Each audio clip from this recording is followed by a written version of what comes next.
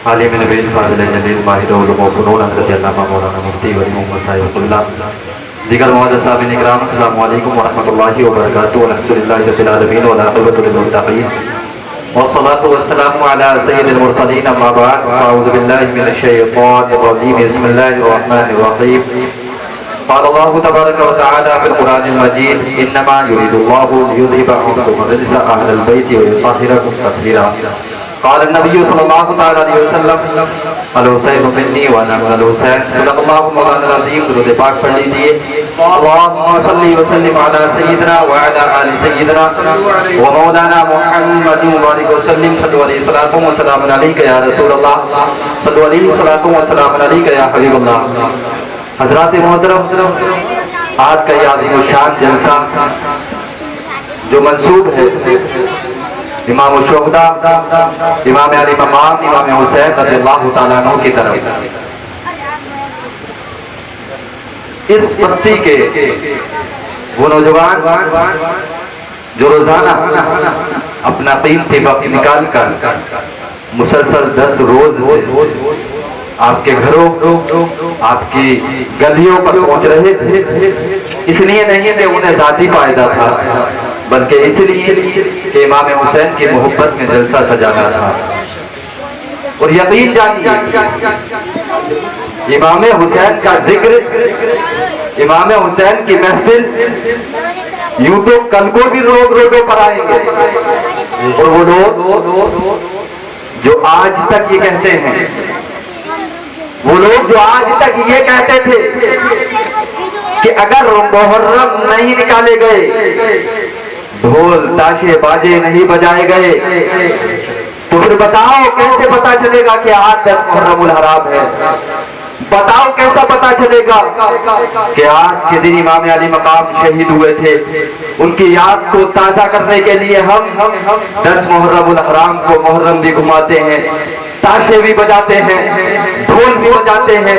वो लोग अपने गिरवानों में झांक करके देखें और पिछले साल के उन दिनों को याद करें कि सिर्फ जब हुकूमत हिंद ने एक मर्तबा ये कहा कि तुम्हें न जलसे करना है, न जुलूस निकालना है, न मुहर्रम निकालना है, न ताशे बजाना है, उलमा इकराम के गले चीख चीख करके बैठ गए।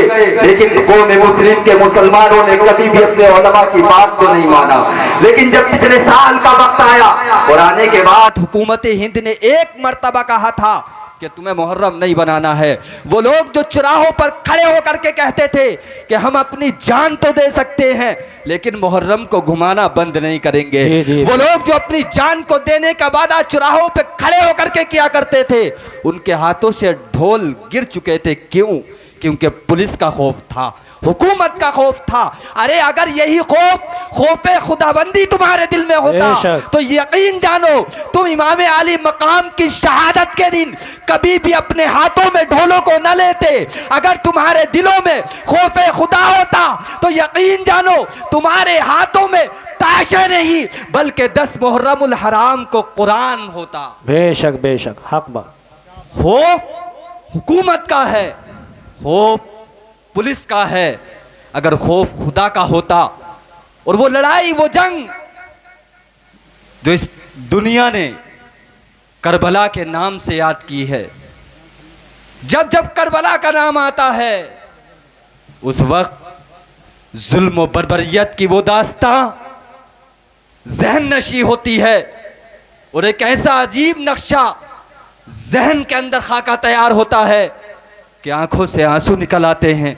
और वो दिन 10 मुहर्रमुल हराम, वो जुमे का दिन, आने वाला कल का दिन भी 10 मुहर्रमुल हराम है, जुमे का दिन है। इमाम अली मकाम जिस दिन शहीद हुए उस दिन जमीन नहीं रोई बल्कि अर्श आज़म भी रोया था।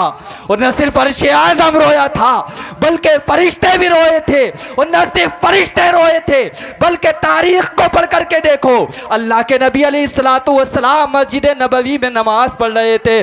साहबा इरशाद फरमाते हैं हमने अल्लाह के नबी को कभी भी इतनी जल्दी नमाज पढ़ते हुए ना देखा। मेरे आका अलैहिस्सलातु वस्सलाम मस्जिद नबवी से बाहर निकले, फौरन हजरत फातिमा के घर चले गए। इरशाद फरमाया ओ फातिमा, हुसैन के रोने की आवाज़ आ रही थी। ए फातिमा, हुसैन को ना रुलाया करो। ए फातिमा, हुसैन की आंखों में आंसू नहीं आना चाहिए। अल्लाह के नबी अलैहिस्सलातु वस्सलाम ने इमाम हुसैन को उठाया, सीने से लगाया, इरशाद फरमाया, ए फातिमा, पूरा ज़माना हुसैन को रुलाने वाला है। ए फातिमा, तुम नहीं जानती हो, मैं जानता हूँ एक वक्त ऐसा आने वाला है कि हुसैन अपने बेटे को अपने कांधों पर रख कर के ला रहा होगा।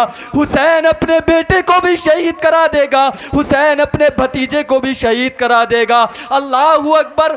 वो दिन 10 मुहर्रमुल हराम जब आया तो अब्दुल्ला बिन जाफर तैयार, जो आपके बहनोई हैं, आने के बाद कहते हैं, ए हुसैन तुम करबला ना जाना, ए हुसैन तुम करबला ना जाना, इसलिए कि ये वही कूफी है जिन्होंने अली को शहीद करा दिया था। ए हुसैन तुम करबला ना जाना, इसलिए कि ये तुम्हारे बाप के साथ भी गद्दारी कर चुके हैं। हुसैन करबला ना जाओ, हुसैन भाइयों को लेकर के ना जाओ, हुसैन अपनी बहनों को लेकर के ना जाओ, कुर्बान जाओ। और वो लोग जो ये दावा करते हैं कि हुसैन सिर्फ बादशाहत के लिए गए थे, ये लोगों, बादशाहत के लिए कोई बाप अपने बेटे को शहीद नहीं करा सकता, कोई चचा अपने भतीजे को शहीद नहीं करा सकता, कोई भाई अपनी बहन को शहीद नहीं करा सकता। आओ जरा करबला के उन 72 लोगों के बारे में पढ़ करके देखो, जिसके बारे में गांधी ने कहा था, अगर ये 72 लोग मेरे पास होते तो हिंदुस्तान को आजाद कराने में चंद साल नहीं बल्कि चंद महीने लगते। बेशक बेशक। ये अपनों की बोली नहीं है, ये गैर बोले हैं।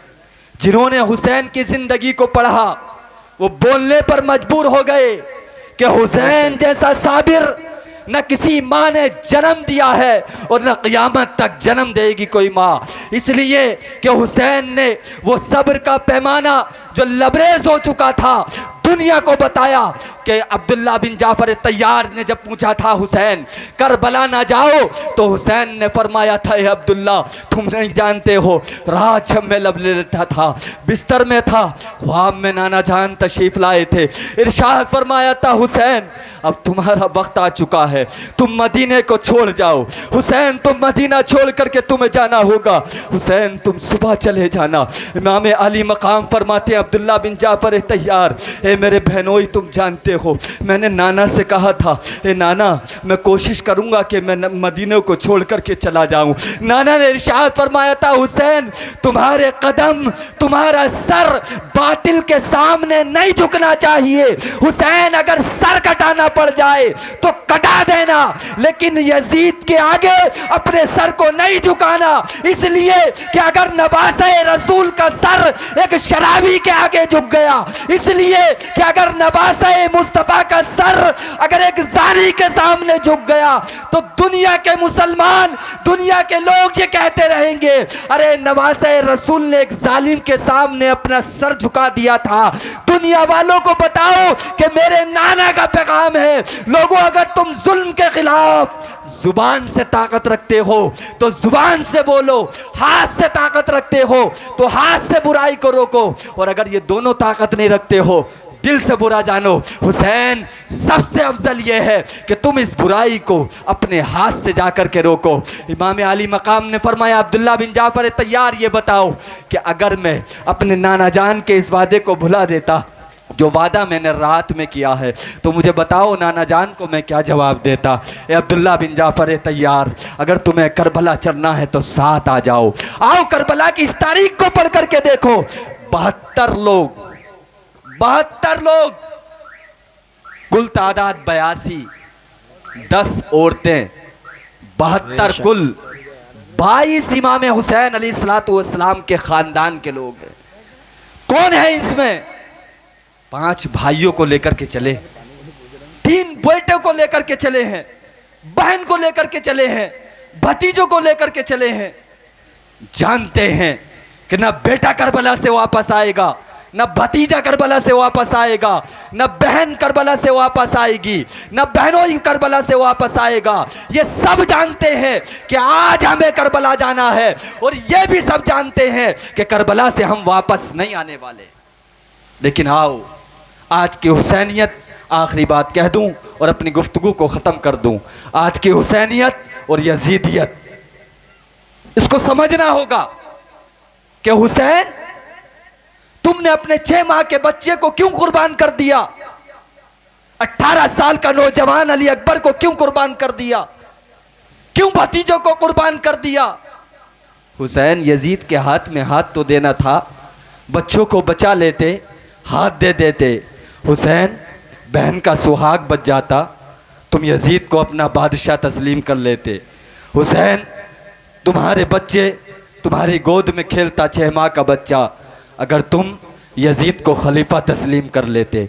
आओ ज़रा गौर करते हैं तारीख के उन औराक को पलट करके देखते हैं जो औराक खून की लकीरों से लिखे हुए हैं। वो औराक गवाही देते हैं कि जब हज़रत अमीर माविया रज़ियल्लाहु ताला अन्हु, लड़ाई और जंग की इब्तिदा कहाँ से होती है? जब हज़रत अमीर माविया रज़ियल्लाहु ताला अन्हु, जो सहाबी रसूल हैं, इनका इंतकाल होता है। इंतकाल होने के बाद तख्त पर खलीफा बनता है यजीद, और जैसे ही यजीद बादशाह बना, यजीद खलीफा बना है, वैसे ही मुखालिफत शुरू हो गई और लोगों ने ख़त लिखना शुरू किए, हुसैन, हम यजीद को बादशाह तस्लीम नहीं करेंगे, हुसैन तुम कूफा आ जाओ। इमाम हुसैन जानते थे, क्यों जानते थे? इसलिए जानते थे कि हुसैन जब एक मर्तबा चल रहे थे और उठते फिर गिर जाते, तो मेरे आका अलैहिस्सलातु वस्सलाम ने हुसैन को उठाया था और इरशाद फरमाया था, हुसैन तुम्हें इतनी जल्दी नहीं गिरना है, तुम्हें तो इस्लाम को बचाना है, गिरते हुए इस्लाम की लाज को बचाना है। और वो जब वक्त आया तो अब समझो, यजीद तख्ते शाही पर बादशाह बनने के लिए जा रहा है, हुसैन मुखालिफत कर रहे हैं। क्यों? यजीद भी वही कलमा पढ़ता है जिस नबी का कलमा इमाम हुसैन पढ़ते हैं। यजीदियत वही अजान देती है जो 5 वक्त में तुम और मैं और इमाम अली मकाम अजान देते हैं। इमाम हुसैन जिस करबला के मैदान में जुमे के दिन नमाज पढ़ रहे थे, एक खैमा हुसैन का था और एक खैमा यजीद का लगा हुआ था। मतलब यजीद नमाजी भी था, यजीद नमाजी भी था। हुसैन, तुमने नमाजी के हाथ में हाथ क्यों नहीं दिया? यजीद नमाज पढ़ रहा है जुमे की, यजीद नमाज पढ़ रहा है और वक्त की। हुसैन, तुमने अपना हाथ यजीद के हाथ में क्यों नहीं दिया? एक नमाजी के हाथ में हाथ दे देते, बेटा बच जाता। एक नमाजी के हाथ में हाथ देते, बीवी बच्चे बच जाते। अब आओ जरा इमाम हुसैन का जवाब सुनो। इरशाद फरमाते हैं, नदा, तूने यजीद की नमाज को देखा है लेकिन तूने यजीद के हाथों को नहीं देखा। यजीद जहां एक तरफ नमाज पढ़ता था, वहीं दूसरी तरफ शराब की बोतलों को हाथ में लिया करता था। तुमने यजीद की नमाज को जरूर देख लिया, लेकिन तुमने ये नहीं देखा कि यजीद रोजाना नई नई लड़कियों को ला करके उनके साथ जिना किया करता था। एक बादशाह कैसे लड़कियों के साथ जिना कर रहा था, कैसे शराब पी रहा था। और सिर्फ बात यही खत्म नहीं हुई, बल्कि मस्जिद नबवी में ला करके घोड़े बांध दिए गए। और बात यही खत्म नहीं हुई, बल्कि मस्जिद नबवी में भी आकर के यजीद ने शराब को पीना शुरू कर दिया। और नौजवानों सुनो, जिस शराब की बोतल को हाथ में लेकर के तुम हुसैनियत का और हुसैन की मोहब्बत का दावा करते हो, यकीन जानो तुम हुसैन की मोहब्बत में सच्चे नहीं हो सकते। हुसैन की सच्ची मोहब्बत यह है कि तुम्हारे हाथों से शराब की बोतलें छूट जाए। हुसैन की सच्ची मोहब्बत यह है कि तुम्हारी निगाह किसी बेटी की तरफ ना उठे। हुसैन की सच्ची मोहब्बत यह है तुम अपनी नजरों की हिफाजत करो। हर उठने वाली नजर को जब उठाओ किसी लड़की की तरफ, तो अपनी बहन, अपनी बेटी समझ करके देखो। इसका नाम हुसैनियत है। नमाजों की पाबंदी करो, इसका नाम हुसैनियत है। मस्जिदों का अदब व एहतराम करो, इसका नाम हुसैनियत है। इसके अलावा किसी चीज का नाम हुसैनियत नहीं है।